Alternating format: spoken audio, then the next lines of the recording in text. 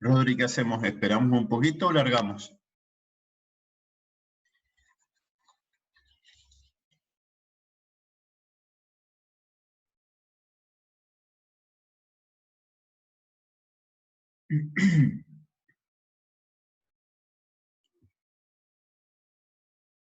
Perdón que por ahí Rodri, se me traba la compu y tarda en activar el micrófono.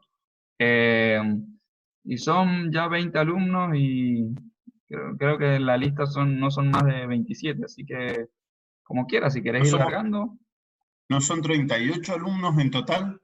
capaz le chingue puede ser. Sí, entonces si querés esperamos a que se sumen unos más o como... Cuando lleguemos a 30, largamos. Dale, dale, dale.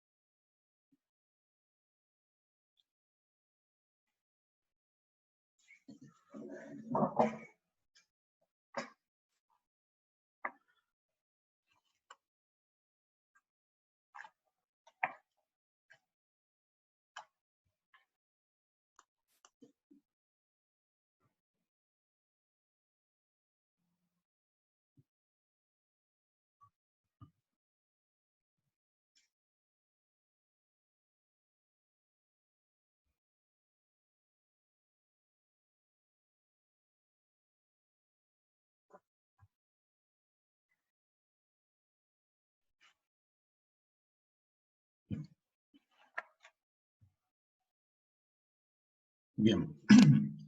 Bueno, vamos a empezar. El tema de hoy, vamos a ver dos temas. El primero que vamos a ver, que es más simpático, es tejido celular subcutáneo.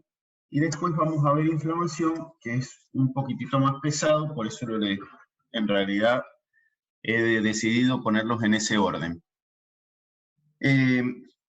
Ustedes recordarán el tejido cuando hablábamos el año pasado de tejido celular subcutáneo, que es el que está por debajo de la piel y cubre casi todas las estructuras de la superficie corporal.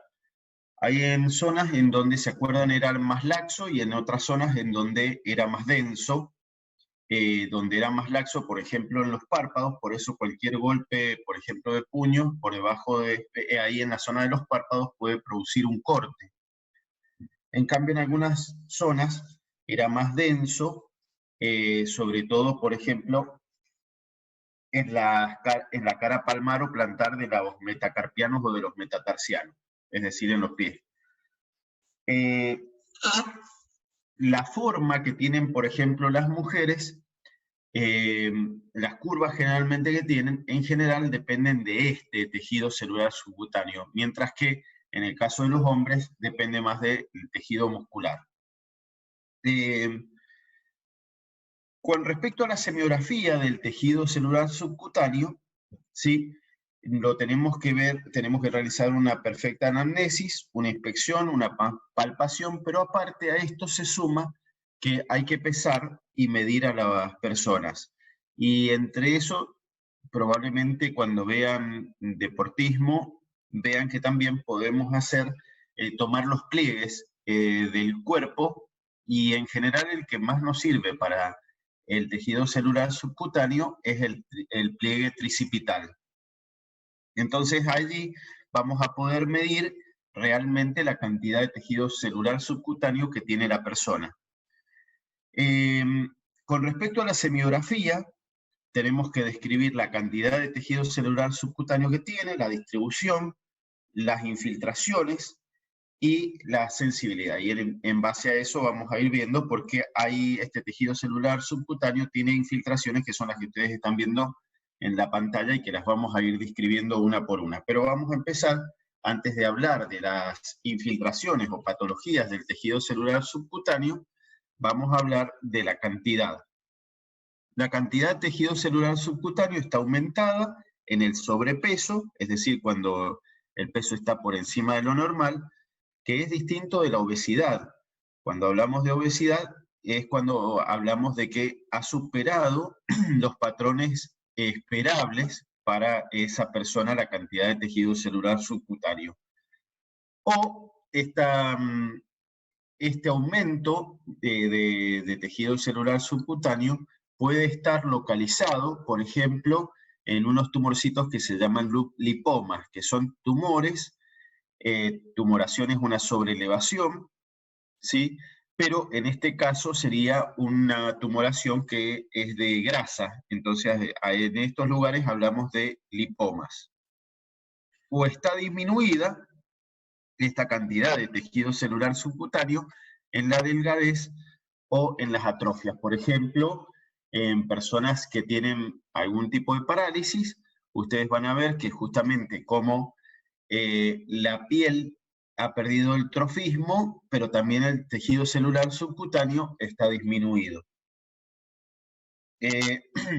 Para decir que esta cantidad de tejido celular subcutáneo es normal, para eso utilizamos unas tablas que se llaman tablas de percentilo y que nos permiten saber si una persona está dentro de la cantidad de tejido celular subcutáneo que debiera tener.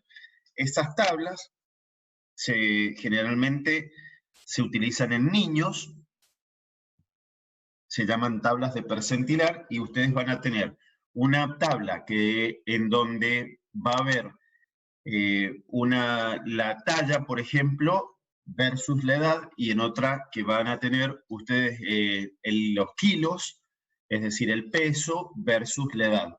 Y vamos a buscar en esa tabla el índice, es decir, vamos a cruzar los dos datos, la edad que tiene la persona más el peso o la talla, y vamos a ver que ese número cae dentro de un margen, que generalmente es de 3 a 75. Es decir, que todas las personas que estén comprendidas entre el 3 y el 75 están dentro de los parámetros normales. ¿Qué significa percentilar? Significa que una persona está dentro de un rango estándar, ¿sí? De si yo tomo 100 personas y les tomo de la misma edad y les tomo el peso y del mismo sexo, porque también hay variaciones de este tejido celular subcutáneo, dependiendo si uno es hombre o mujer.